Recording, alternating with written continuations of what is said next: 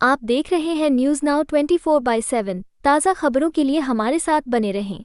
शिवसेना नेता दीपक केसरकर ने कहा, शिवसेना के सभी विधायकों ने कल शाम एकनाथ शिंदे से मुलाकात की और उनसे महाराष्ट्र मंत्रिमंडल का हिस्सा बनने और उप मुख्यमंत्री का पद स्वीकार करने का अनुरोध किया। उन्होंने कहा कि वो इस पर सकारात्मक रूप से विचार करेंगे और वो हमेशा पीएम मोदी और केंद्रीय गृह मंत्री अमित शाह की बात सुनते हैं। अगर वहां से कोई संदेश आता है तो ये बहुत अच्छा होगा और वो हमेशा उनके फैसले पर विचार करेंगे। यहाँ तक कि देवेंद्र फडणवीस ने भी भाजपा के केंद्रीय नेतृत्व के आग्रह के बाद महाराष्ट्र के उप मुख्यमंत्री का पद स्वीकार किया। हमारी पार्टियां अलग अलग हैं लेकिन सिद्धांत और विचारधाराएं एक हैं। महाराष्ट्र विधानसभा से पहले कैबिनेट विस्तार होना चाहिए। देखिए, ये अनाउंस करना उनका प्रेरोगेटिव है। हम सब विधायक इकट्ठा होकर उनको कल शाम या रात को मिले। हमने क्लियर कट बोला है कि आपको आना चाहिए कैबिनेट में, उप मुख्यमंत्री पद स्वीकारना चाहिए और हम सबकी एक जिद है, आप नहीं होंगे तो कोई भी अंदर नहीं आएगा।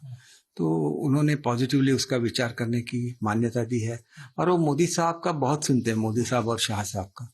वहां से एक मैसेज भी आ जाए तो इसमें कुछ दुरा नहीं है कि उनकी बात वो कभी भी टालेंगे नहीं। जैसे उनका जब शपथ विधि था और दिल्ली से फोन आ गया फडणवीस साहब को कि आपको डीसीएम बनना है, तो उन्होंने भी एक्सेप्ट किया था। तो सेम पोजीशन है, चाहे हमारी पार्टी अलग हो लेकिन हमारे प्रिंसिपल्स एक है, हमारी सोच एक है। तो इसकी वजह से हमारे लिए भी लीडर वही है, मोदी साहब और शाह साहब। हमारे लिए अलग से लीडर नहीं है। हमारे यहाँ के सर्वोच्च नेता तो एकनाथ शिंदे जी है, उसके ऊपर तो मोदी जी का ही नेतृत्व और शाह साहब का नेतृत्व हम लोग मानते हैं।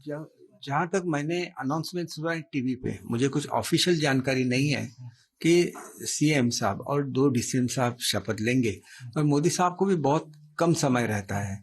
तो एक तो सब धार्मिक जो साधु संत है वो आ रहे हैं, तो नेचुरली उनका एक ये रहता है कि पहले जाके उनको मिलते हैं, तो उसमें थोड़ा सा समय निकल जाएगा। फिर ये होना है, पब्लिक की सोच ऐसी, अगर मोदी साहब आए तो उनके 2 शब्द भी सुनना चाहते हैं।